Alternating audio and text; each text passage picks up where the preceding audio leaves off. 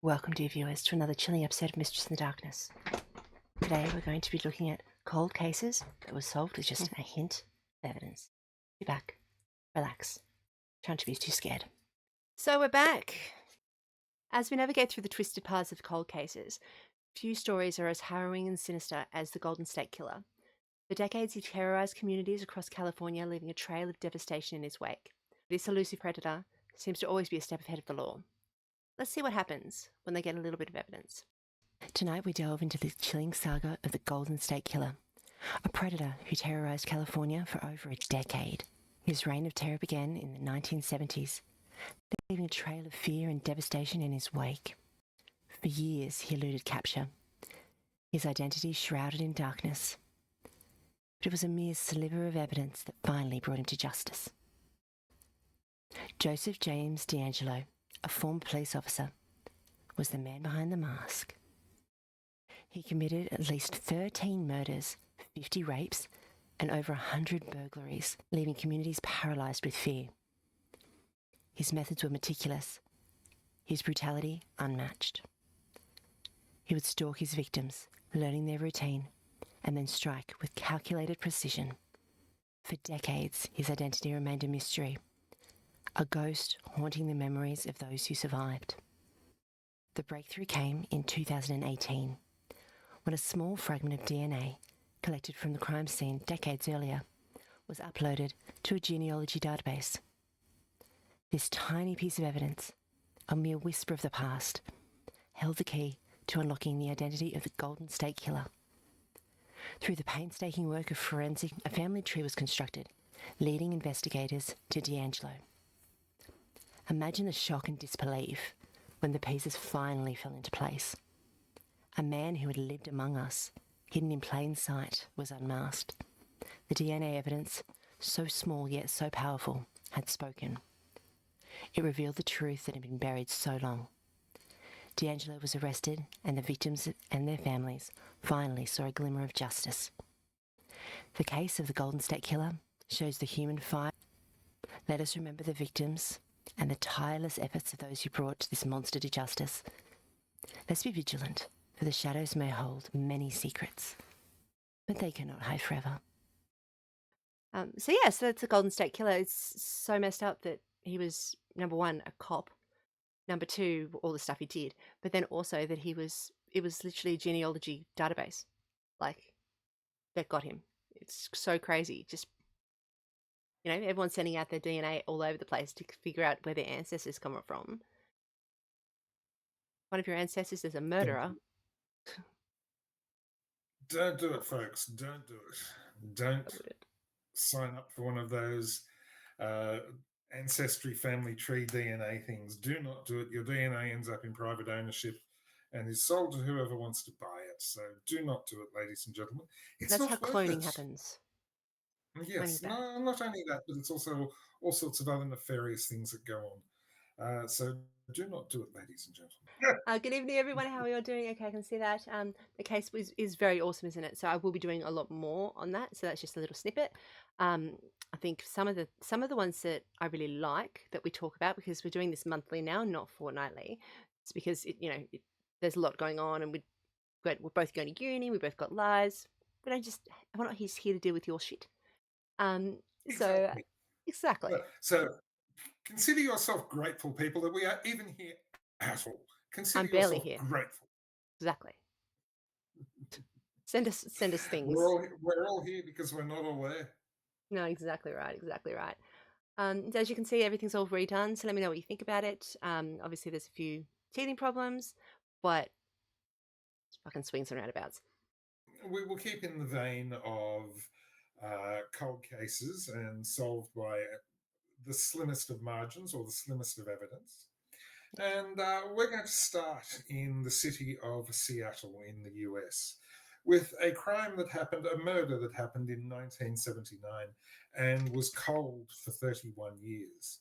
Not only was this case cold for 31 years, but also many other cases were cold.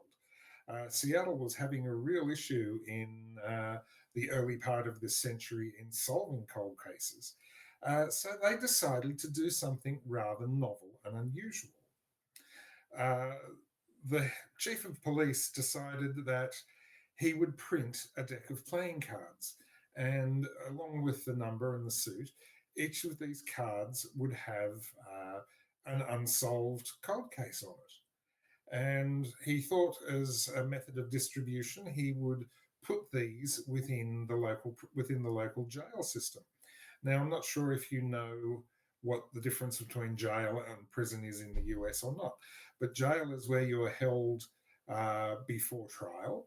Mhm. From arrest to trial, you're normally held in jail, and once you are convicted, you are transferred to a prison. And the jails are actually usually run by either the police or the sheriff. So the head of the police in Seattle at the time came up with this idea and printed this deck of cards and distributed it amongst the jail population. And one of the prisoners in the jail happened to be playing cards, and he saw on his card the information about a 1979 murder. And he knew that it sounded very familiar because one of his cellmates had actually discussed with him a murder that he committed with the Mm. exact same scenario. So anyway, he went on and he told on the various authorities and said that this cellmate had described the crime to him, and the cellmate by the name of Gregory Johnson was arrested. And during interrogation, he actually confessed to the crime and received a life sentence for it. So, slimmest of evidence, I don't know, but putting a deck of cards with 52 different crimes into a prison and then seeing what happens was rather an interesting way to solve a cold case. But Definitely. the question remains. I know there is the great saying that there is no loyalty among thieves, and that is certainly very true. But in a prison environment, you really, really, Yeah. really don't dog on your friends or even your enemies. Yeah, I it's wonder what interesting. happened. Wonder what happened to the person that disclosed that they knew who the murderer was. It depends I on what kind of murder it really was, I think. Like, there are some murders that even the most hardened criminals will still go, you did that, or you're mugged. Like, you know what I mean? They'd still kind of get them. true, And true, but that normally is only associated with children, and yes, most that of sort the of other thing. times, Opposite. Yeah. any other crime apart from anything against children is pretty much acceptable. Um, Or some but of the other yeah, so ones, there anyway, are some that other people are still like, you know what I mean? There are lines. There are lines. oh, there definitely is. There definitely are lines, but it'd be It's interesting to interesting. find out what happened to that fellow that, as they say, shocked his mate because it may Mm. not have ended too well. We'll have to look into that actually. Do like a, I'll look into it for next time, or you can look into it for next time, and we'll just do like a Yep, little, as we discussed, you know. as we discussed. Yes, Yeah, as and I'll we see if I can discussed. find some pictures of the cards as well. Just kind of like Yeah, something. yeah, Yeah, that could be that would be cool. rather interesting. Yeah. Yeah, I'd like that. Let us know if Now, you'd like to do that yourself, or if you guys know anything about that yourselves, people watching. We do like people kind of, talking with us, or you can email us or send us stuff on Facebook, or any of the places you can contact me. Yeah, so if you have anything to say about it and you don't want to say it on live Twitch, just let yeah, us know. We can talk about it hit next us time. up. Let us know. Let us Hit us know. up. Now, I don't know how many in our audience tonight may be smokers. Now, I'm a reformed smoker and I do still love the smell of a cigarette, but I'm not going to touch it. Good. I'm coming up on 6 years without, so I'm not wanting to go. You're But getting you're here getting is stuff here thrown at you. is another reason to not smoke. Or if you do smoke, and I am not judging, and if you do smoke, please take your butts with you Oh for a yeah. very good reason. In Lafayette, Louisiana, there was a case where there was a serial rapist, and this has been going on for a number of years. Mm. And the numbers of women that had been raped was really starting to climb, and the police had absolutely no idea who did this. On revisiting one of the crime scenes with a new detective when they were trying to get a bit of a handle on what had happened and whatnot, they found a cigarette butt at the scene. Now, at the time, DNA technology was not as prevalent and reliable as what it is today. Mhm. So they just held on to this cigarette butt, thinking maybe it'd be handy, maybe it wouldn't be. And a couple of years after, once DNA started to become more readily accepted in a court of law, a scientist decided to test this cigarette butt. And they actually found a DNA match instantly. And they Oh. found a DNA match in their own system. And the person that had been committing these rapes was then a 20-year veteran of the Lafayette Police Force. And for all but about 5 years that he was on the force, he was raping these women and he was getting away with it because he was a serving police officer and he knew how to circumvent rather various causes through the police department. Yep. So the suspicion would constantly stay off him. But So ultimately, dodgy. a discarded cigarette butt brought him down. And because it's still a very touchy subject, Mm. the name of the police officer is very hard to find. And I have found it, but I will not say it because it's been requested in a number of spots that it not be disclosed. I Fair enough. assume the person must be under protective custody somewhere. And if his A name got police out, officer his rapist. protective Yeah. custody probably wouldn't help. No, he's kind of. So there you go. So always, always, always look, if you're a smoker, ladies and gentlemen, dear friends, if you're a smoker, get yourself a little container like this and Mhm. take your butts with you. Oh, definitely, without Not question. only not only does it make the scene look a little bit better, but it will also stop you being tied to any crimes that you happen to commit that you want to keep secret. No one And wants of to be course, tied when to we are crimes. conducting crimes, we do want to keep them secret. So take your cigarette butts with you. Don't post a video of your crime on YouTube or Facebook. And don't tell anybody, and you're halfway home. Exactly right. Not, Tidy up not your that I've crime got any scenes, ladies and knowledge. gentlemen. That's exactly right. Not that I've got any knowledge or anything, folks. No. It's just sense. I think it's funny how many not funny, ha ha, but funny, oh shit, fuck. How many crimes and how many really bad ones and serial killers are police officers or have something. Oh my god. It's Oh my so god. many. And it's just like Absolutely. I understand because, it's one of those things people who want to commit crimes go and get a job as a police officer. It's not like you're a police officer and then all of a sudden Mm. you go, "Oh shit, I want to do crime." It's the other way around. Yes. It's like, Yes. people who want to be total egotistical assholes become CEOs, politicians or psychiatrists. It's one of those things. Yeah, I'm but glad you said psychiatrist and not psychologist. I would never.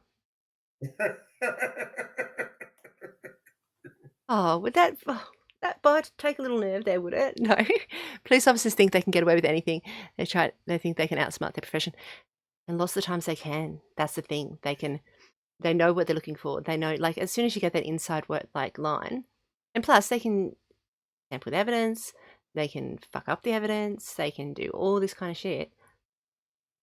They can. All right, seeing we're talking crime and we're talking the thin blue line, tell me, folks, I guess it's going to depend on your ages, unfortunately, but tell me, do you think society was a safer place with higher level police corruption than what we know about Oh, today? we spoke about this, didn't we? We spoke about this on Hit us up in the chat, guys. Come on, I know there's a um couple of you there. So hit us up. we've got Do you so think police it was officers safer? can get away with anything they want. They can be outsmart. Yeah, they do come undone, not all the time, but sometimes. Yeah, exactly. Sometimes, 100%. Everyone's gonna make a fuck around, and think about Yeah. how many serial killers and stuff are still out there, and people don't know about. Oh, there's plenty. Plenty. There's There's plenty. enough. There's more than a handful. I read a statistic or a statement a long time ago by the FBI saying that at any one time there's about 35 active serial killers in the United States. And lots of other ones are just Um, sitting down. yeah, exactly, exactly, Sorry, it's exactly. really bad. And, Oh. there's serial killer cases that have gone on in other parts of the world that we know absolutely nothing about, and they're far worse than Bundy or Dharma or any of those. But because it's from another part of the world, we don't hear about it. But there's some horrific ones. There really is. Sorry, these things are going on in my face here. It's absolutely insane. Let's move on to the next bit. I think. Just looking at the time. Hmm. Adora, I've just totally lost everything. I'm so out of it today. So, on a warm December morning in 1948, a lifeless body of an unidentified man was washed up on Somerton Beach, sparking one of the most baffling mysteries in Australian history. Join us as we piece together the clues and examine the theories. We're not going to do that, obviously. So just join us as we have a look at this. Tale begins on a bleak December 1st, 1948, when the lifeless body of a well-dressed man is discovered on Somerton Beach in Adelaide.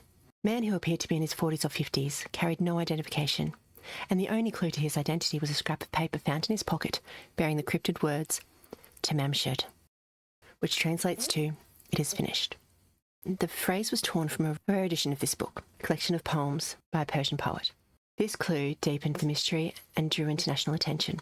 From the outset, this case was shrouded in an aura of enigma and foreboding. Despite the best efforts of authorities, the man's identity remained a mystery. His fingerprints matched no records, and his personal belongings offered no further clues. His suitcase was found at a nearby train station and contained clothes with their label meticulously removed and mysterious codes that defied all attempts at decryption. The codes found in the book, believed to be some sort of cipher, added an extra layer to the complexity to this case. As the years passed, the mystery deepened, and theories ranging from espionage to tragic romance swirled around the Somerton man. Some speculation that he was a spy due to the Cold War context, while others suggested he could have been a jilted lover who took his own life. His burial in Adelaide Cemetery marked the final resting place of the unknown soul, a grave that whispered secrets of a bygone era. In his pocket, a half-smoked cigarette hinted its final moments, but little else about him could be discerned. But the case was far from closed. In 2022, a breakthrough came with the use of advanced DNA analysis. Professor Derek Abbott, a genealogist, and genealogist Colleen Fitzpatrick uncovered the man's identity as Carl Webb, an electrical engineer from Melbourne. Carl Webb, also known as Charles Webb, was born on November 16, 1905, in Footscray, Victoria.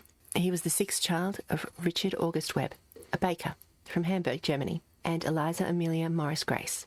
Carl Webb married Dorothy Jean Robertson in 1941, and they lived in South Yarra, Victoria. Webb worked as an instrument maker and electrical engineer. Yet, even this revelation cast a long shadow, raising more questions than answered about Webb's life and the circumstances leading to his untimely demise. The discovery was a significant leap forward, but revealed that Webb had no known living relatives who could shed light on his final days. Here are some theories about his death. Espionage.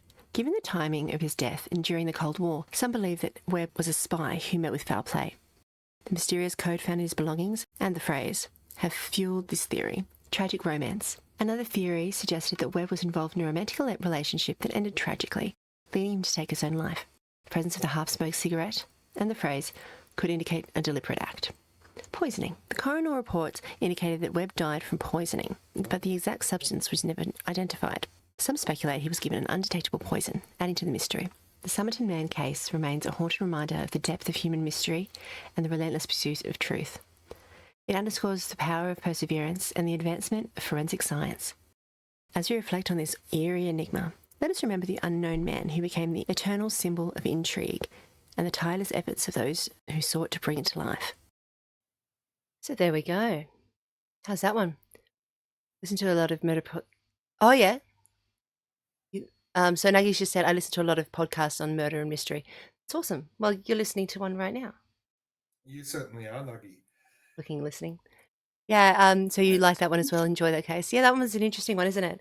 The fact that that's an Australian one, the fact that we still don't know what he was doing there, or why he had his suitcase. Like I've got my suspicions, but that's because I write stories and there's no way it's true, but it'd be fun if it was. So I'll just rush your stories on things. This is one of them. Oh, beautiful. Thank you for being a fan. Mistress, you can't make a statement like that you have your theories and then not elicit what your theories are. Well, I think he was a spy and he was meeting someone, which is why he had half a cigarette and he got caught that way through. So he put it out because cigarettes were expensive, or maybe because he didn't want his DNA to be just randomly left around places. Because he had a suitcase full of like all those clothes that had all the tags taken off it. But don't know. But yeah, I thought that he was a spy and he was meeting somebody, and it just so happened that in my brain it started going a little bit Lovecraftian. A little bit tick, tick, tick, tick, tick, tick, tick. It would have been fun. You're a giant metal fan. In- Yeah. Interesting. Oh dear. What's that? Sorry, ambulance just went past the window. Oh, Um, which is considering where I am, yeah. located out in the middle of nowhere. It's not something you see every day. No. But yeah, interesting thought or sidebar here. What is the first serious major crime that impacted upon you as a person? How old were you and what was it? Hit us up in the chat and let us know. Hmm. I'd be curious. I'd be very curious. As I would be. Mine, mine was a girl that I went to pony club with was kidnapped and murdered. Um, Wow. she was all of about 13 or 14, and I think I was about 6 or 7. Hmm. Um, that was just so bizarre. Imagine. Um, and They find out especially who did seeing one it? of the ponies.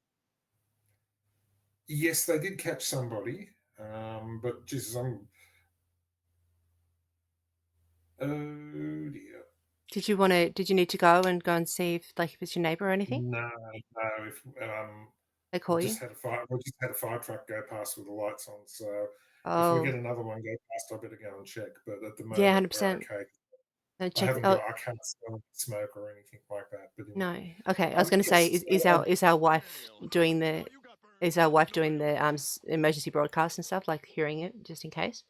I said our wife. well, yeah, yeah, I know who you mean. Our wife, yes. As soon as anything comes up, she'd get it because of the news service that we are affiliated with.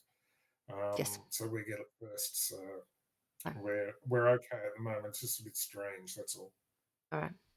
Yes, so I do believe they did catch the person, or they charged and convicted a person for the crime. Hmm. Was that the person that did it? I don't know. He was charged and convicted. Yeah. But it was a rather bizarre one because the local newspaper, the people that ran the local newspaper, were also from the Pony Club as well. So it got saturation media coverage in the area that we were, um, because everybody was so closely associated with it. So yeah, Yeah. just curious to see what everybody else's first major crime that they remember that impacted them. Yeah, I don't have anything popping up there. I'm just seeing if I've got anything popping up on these ones as well because of the way the chat comes through. It comes up differently. Mm-hmm. Um, I know it's popped up, but I will put up a thing after the podcast to see if people can let us know. Or we might put up something before the next one. Sorry, I'm thinking out loud now. That'd be really interesting. I don't know what my first would have been because there were a lot. Mm-hmm. Um, I'm trying to think because um, yeah, there were a lot, and I was very young. Yeah. Yeah. There would have to it would have Yeah. to be like I don't know, lots of Mm. stuff, lots of things I Yeah. can't actually talk about. I'm not actually allowed to talk about. Um, Yeah, that's fair enough. But yeah, We just let's just understand. say that it's definitely been a thing in life, and it's one of those things that Yeah, you just never. You kind of if it happens so young, it kind of just doesn't. It's not blasé at all. What I'm trying to say, it just becomes part it of just you. is what it is, isn't it? It Yeah, just you is kind of what just it go, is. oh, yeah, It is yeah, what it is. definitely. Uh, Like I know someone mm, who got purposely hit by a car when I was a bit older than very very young, and that was in front of us, and I know that that yeah. was it was just like oh, something weird happened on the way home. It was a bit gross. Mm. Like it was, but nowadays you'd be like lose your mind. But it just when you're a kid, it just kind of goes in with everything else. There's no kind of yeah, As I said, it just becomes it is what it is, doesn't it? exactly, And exactly right. perhaps that's because of the age that you are when you're involved. You seem to be able to take things like that more in your stride the younger you are. Probably because you don't know what's normal, what's not normal. You kind of just see everything as life. You know what I mean? Everything has the Yeah. it may be uncomfortable, but it's normal to you because you don't have anything to base it off. You're just trusting the Yes. adults in your life to let you know if things are not normal. Um, Hmm. yes. This conversation is going to go whoosh, so let's go back. Did you want to take a quick Shall we move on? break, or did we move on? Yep. We can Okay. No, take yes, we can take a quick break, and I've got a you can couple go of double check. interesting ones for you when we come back, everybody. Definitely. Okay, we'll take a quick one, and we'll be right back. Mwah. See you in just a little. Hello there, everyone. So we're back. So next we'll move into the serene wooded area of Bear Brook State Park. Discovery of 4 bodies, 2 adults and 2 children, shook the small community to its core. With no identification, no clear motive, and very few clues, this case baffled investigators for decades. Let's have a look. Now I bring you a tale of horror and tragedy, a story etched in the annals of true crime, the Bear Brook murders. This is a case that haunted the quiet woods of New Hampshire for decades, a case that revealed the monstrous depth which a human soul can sink. In November 1985, amidst the serene beauty of Bear Brook State Park, a hunter stumbled upon a macabre discovery. A 55-gallon drum, its contents shrouded in plastic. Within it lay the decaying bodies of a woman and a young girl, their identities cloaked in the shadows of time. Despite the relentless efforts of investigators, the victims and their killers remained phantoms, lurking just beyond the grasp of justice. 15 years passed, and the park's dark secret deepened. In May 2000, another drum was unearthed, this time containing bodies of 2 more young girls, their lives snuffed out with the same merciless hand. The drums, silent witnesses to the unspeakable acts, hinted at the predator who walked among us yet remained unseen. The breakthrough came in 2017 when the dark arts of forensic genealogy were summoned. This alchemical process of tracing familial connections through DNA breathed new life into the cold case. The name Terry Petter Rasmussen, a chameleon of identities, emerged from the shadows. A man already in prison for another murder, a man whose trail of aliases and deceit spanned decades. DNA analysis revealed a chilling truth. Terry was the father of one of the victims, a young girl whose innocence was stolen. This revelation, the results of tireless efforts by amateur sleuths and law enforcement, tore away the veil that had obscured the victims' identities. Marlies, Elizabeth Honeychurch, and her 2 daughters, Marie and Sarah, were named, giving face to the once faceless. Yet the spectre of one unidentified victim still lingers, a ghostly reminder of the darkness that can hide in plain sight. Bear Brook murders finally eliminated by the light of modern forensic science stands a testament to the unyielding pursuit of justice and the shadows that lie within the human heart. So there you go. That one's pretty chaotic, that one. So the Bear Brook murders is just, finding bodies in those tubs. And then it took them so long to actually figure out what was going on. And then they found more. Like, what the heck? So that was really crazy. And then the fact that it was his dad. It was their dad, one of their dads. It was just really, really insane. And I've been looking into it. And that park is just not a place you want to go to. Like, there are bear attacks. People die from bears every 3 seconds. It's crazy. Yes. So, as I've asked in chat, I've said, what's your favourite cold case? So, if you have one, let us know.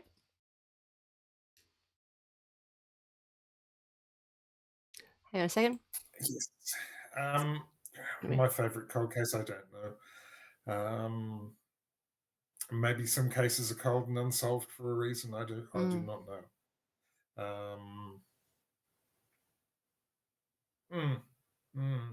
Yeah, I'm not sure. I don't think I have There's plenty one that there's sticks plenty in of my cold brain. cases around. There's one in our area that went unsolved for about 13 or 14 years. Wow. And the victim was the cousin of somebody that my lovely wife worked with for many years. Yeah. And yeah, that went unsolved for a long time. It was only the trial only concluded in, I think it was September or October last year, and the 2 people that stood accused were convicted. But yeah, that was a long time, and they had plenty of evidence, but it wasn't enough. Yeah. There you Wow. go. There you go. Definitely. So, one of our viewers, Things do Maggie's. Sorry, things do happen on this island south of Australia. I don't believe you.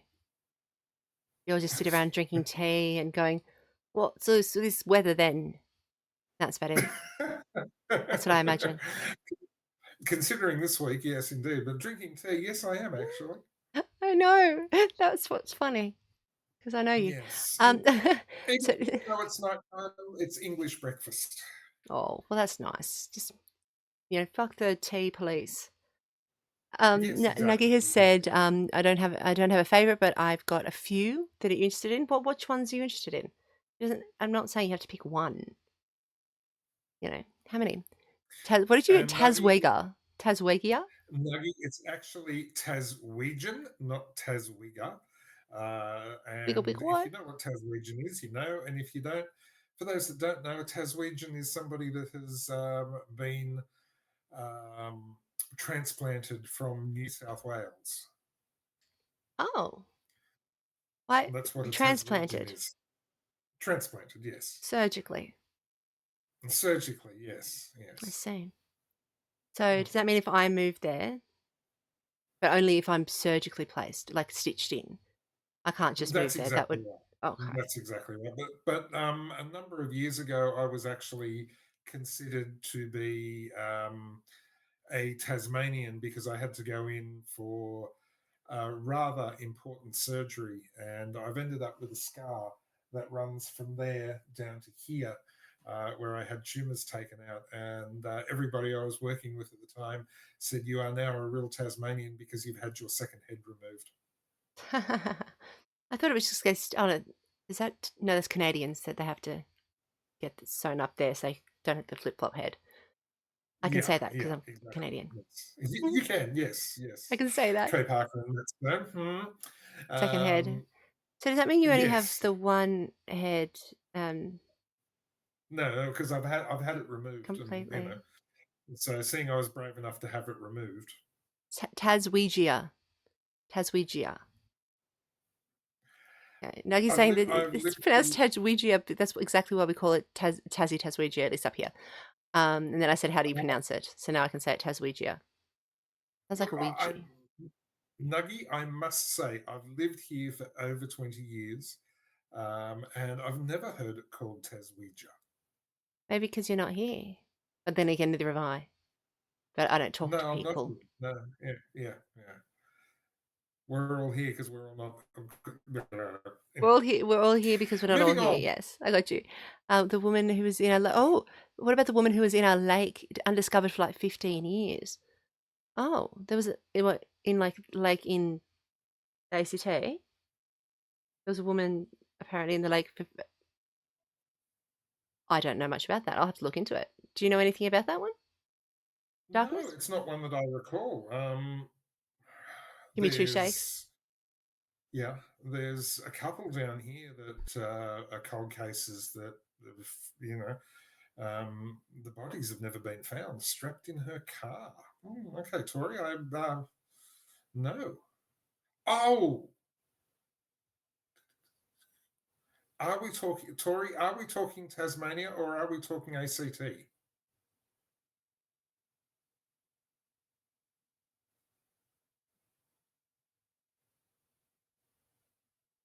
ACT. Okay, yeah, because there was a woman um, that was found in the driver's seat of her car up in one of the northern national parks, and she had been missing for I think it was 12 years when they found her.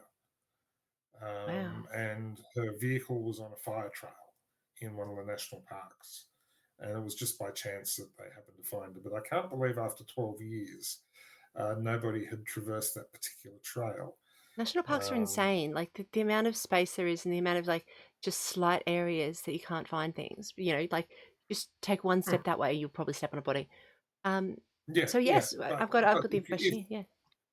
if you've got a vehicle left on a fire trail, the whole thing about fire trails is they must be kept clear for firefighting purposes, Yeah. and part of that is actually regular patrols by national parks or whoever's responsible for the area.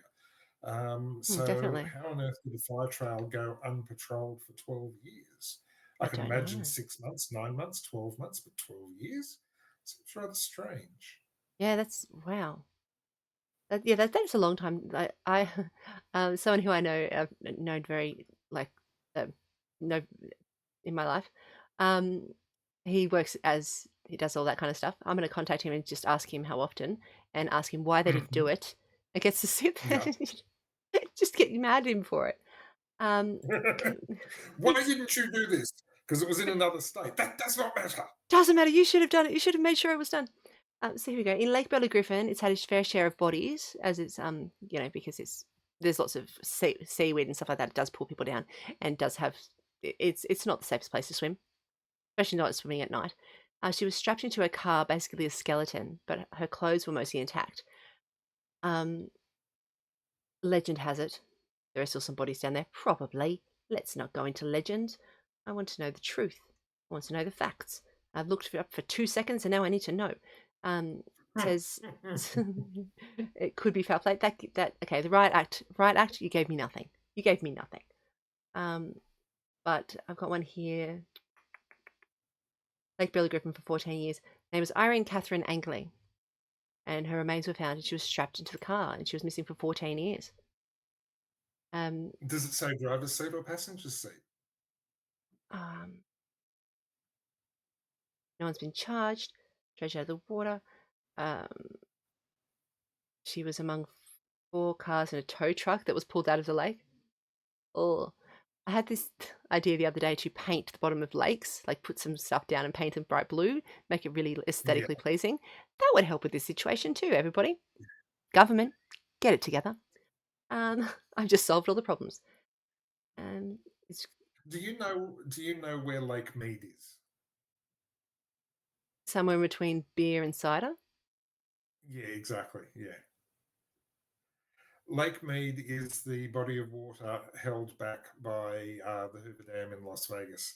Oh, I yeah. wonder how many bodies are sitting in Lake Mead. At least a football team. At least. Yeah, with what used to go on in Vegas in the 50s and the 60s and even into the 70s. Exactly. People disappeared all the time. Well, those cement shoes. Anyway, moving on because the clock is going to catch us very shortly. Oh, it will very much, yeah. Often cold cases can be solved by the most random events possible. In 2005, we can't use names, we can't use localities for legal reasons on this particular case, so I will give you a very broad overview.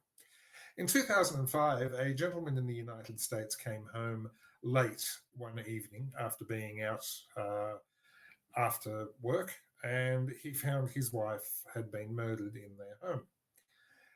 The police at the time immediately laid the blame upon the husband. However, there was scant evidence to prove any wrongdoing on the husband's behalf, and his alibi stood up quite well. 4 years later, when a new cold case squad was formed in this particular city in the United States, one detective decided to have a look at this case that landed on their desk. And they started looking at the photos and reading the reports and reading the witness statements and whatnot. And the very eagle eyed detective noticed something that he thought was very odd.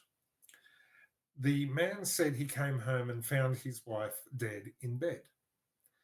And the detective suddenly looked at the photos from the bathroom and he was perplexed because there was a contact lens container on the vanity in the bathroom open. The lids were off, indicating that somebody was wearing the contact lenses. Now, the husband did not wear contact lenses.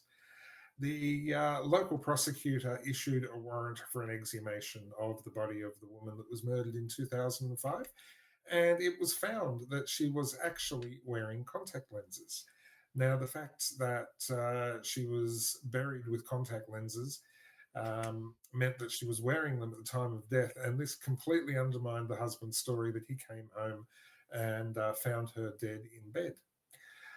And under intense questioning by the police, the man actually took what they call in the United States an Alford plea, which they basically claim no contest to the charge. They do not admit any guilt, and he took an Alford plea on a charge of involuntary manslaughter. Seems a little strange, but the subject matter, the names, the location, and the police department are actually blacked out of this particular event, so I cannot tell you any more. But an eagle-eye detective spotting a contact lens container open on the vanity was what actually solved a 4-year-old murder. That's insane. That's a really good one. I like that. Just reminds me of those old books that I used to read when I was little. It's like, how did this happened, this happened, this happens, shows you pictures, and he goes, but how did the detective know that this person was lying? And you figure it out from all the clues. Yes. It reminds me of those. And there was a dog in it. It was really cute. But yeah, that's not the Dog. point. Always cute when there's a puppy dog involved. There's always Always a cute. puppy dog. Yeah, it's definitely. But Yeah. that's a really good one. Wow, amazing what people can like. If people notice things, like it's just right there in your face. Always right there in your face. Yes. Yes. You have to. I don't know how the best way to describe this is. The only way I can relate it is two motor racing analogies. Mm. The great Canadian Australian motor racing driver Alan Moffat always said, if you can't see well, you can't drive well.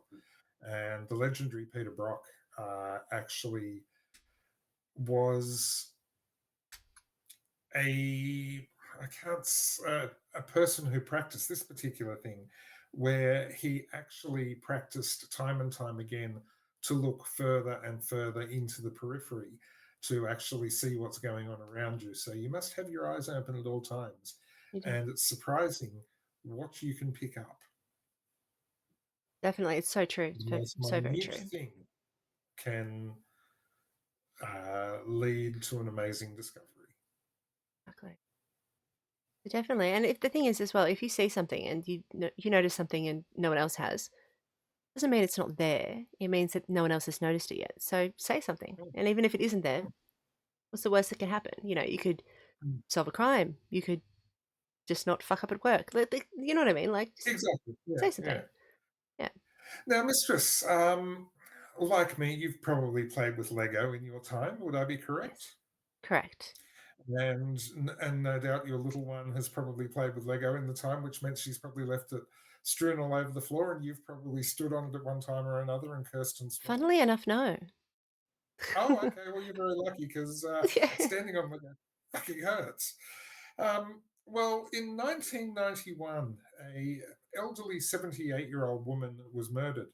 And after 15 years of searching, there was still nothing that could link anybody to this particular crime. Mm. And after 15 years, the crime pretty much went cold until a new detective on the case actually was going through the photos in the file. And in one of the photos of one of the rooms where this crime had been committed, they found Lego blocks, and they thought this was very strange. The woman did have grandchildren, and they figured, well, maybe the day before or something, the grandchildren had been there and playing with Lego, whatever, blah blah blah blah blah. But this particular eagle-eyed detective that spotted this Lego in this photo decided to go to evidence and see if there was any remote chance that there possibly would be any of the Lego in evidence. And by luck and good circumstance, there did happen to be some Lego in the evidence. So he had the lab run a DNA test on it, and they found a considerable number of skin cells. The skin cells matched a gentleman by the name of John Sansig. Now, he was on remand for another crime at this point in time. And when he was caught, his details were in the DNA database.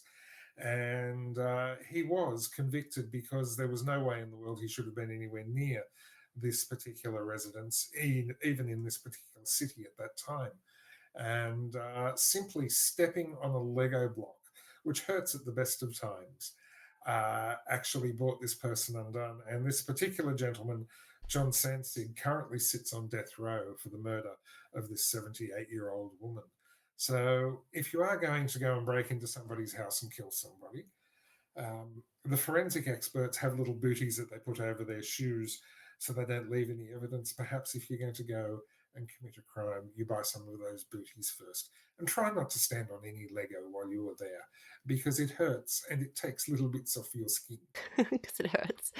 It's bad for you. If you're going to commit murder, make sure you do it in the right shoes. That are one size That's too big. exactly right. Yes, yeah. 4-inch, 5-inch stilettos are really not the right shoes to commit murder in. Depends what murder, I Uh, suppose. If you want to do a well, yeah, look, I suppose so. They could play a part in the murder because they could certainly play a part in luring the victim, because most true. people would find somebody wearing 4 to 5-inch stilettos quite attractive, and they'd probably follow that person to the gates of hell. They're so pretty. The shoes are so pretty. Not practical, but Yes, pretty. yes. Anyway, We I'm not all going to go into know. shoes. We won't mess about, ladies and gentlemen. We've all been in that situation where we've followed the wrong person just because they looked so damn hot. Some get away with it, some don't. That is exactly right. Well, that wraps up that's our time for today. So that wraps us all up. Thanks everyone for coming. Really appreciate you. And this will all be edited and stuff like that and put out probably next week. I will let you guys know the time.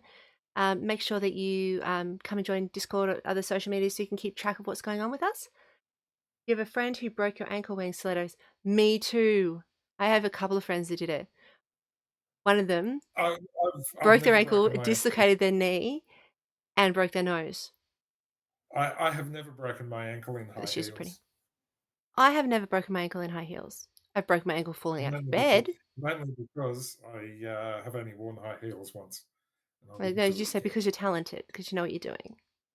No, I don't know what I'm doing. No. Oh, here's a hint for all women out there. I've got a hint for all women out there who wear heels. I take my hat off to all the ladies out there that wear very high heels. I don't know how you can do it. It's not something I can do. But there again, there's probably things that I can do that you can't. So hey, all swings and roundabouts. Peace standing. No, I can peace standing up. So ladies out there, if we wear your beautiful shoes, make sure you bring you can get these little ballet flats that fold up into a tin little thing that's about the size of a pad. Carry them in your bag. Always wear that. You don't have to walk around in heels, especially not if you're drunk. And put little bits on the side, and then you can attach, you can put these little bits on, and then you can put a string on it, hang it over your bag. Heels, you're not going to lose them. You don't want to lose your Louis Vuittons. There you go. You should not be wearing Louis Vuittons when you are going out clubbing. Let's face it. Anybody that wears I didn't say Louis going Vuitton, out clubbing. I said going out and being drunk. Going out clubbing or going out to get drunk, you're going to lose them. You're going to lose them. Don't do it. Wear your Kmart shoes. Wear your Kmart heels when you go out drinking. That's not how it worked with my work. In my work, you had to wear the greatest clothes, and then you'd end up going out. It was just the way of it. Exactly. It's a classic one. But people lost their minds when I showed them that. Anyway, that's my bit of advice for you. And guys, you can do the same thing if you really want to. I'm not judging you. I'm sure you look fantastic in heels. Mwah. No, I don't. I'm too tall anyway, so you don't want me to become 6'9". Maybe I do. Trust me. So I don't wear heels. I wear flats. All right, everyone. Take care. Did you want to say and do a sign off or anything like that? Or are you good? Good night, everybody. Thank you for joining us. We will see you again in 28 days. Please take care of yourself and be kind to one another.